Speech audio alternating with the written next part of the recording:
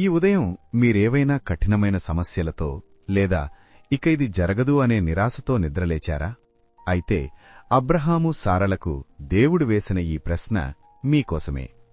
ఆదికాండము 18:14లో యెహోవాకు అసాధ్యమైనది ఏదైనా ఉన్నదా?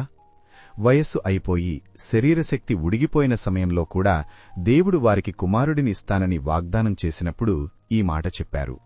మనుషుల లెక్కల ప్రకారం ఏదైనా అసాధ్యం కావచ్చు, కాని సృష్టికర్తయైన దేవునికి అసాధ్యమైనది ఏదీ లేదు.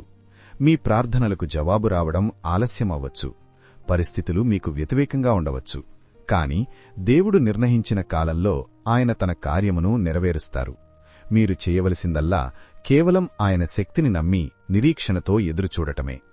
లోకపు తలుపులు మూయబడినా పరలోకపు దేవుడు మీకోసం కొత్త మార్గాలను తెరవగలడు. దేవుని శక్తికి హద్దులు లేవు.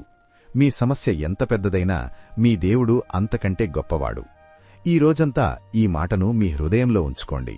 నా దేవునికి అసాధ్యమైనది ఏదీ లేదు. ఆయన మీ జీవితంలో అద్భుతాలు చేయునుగాక.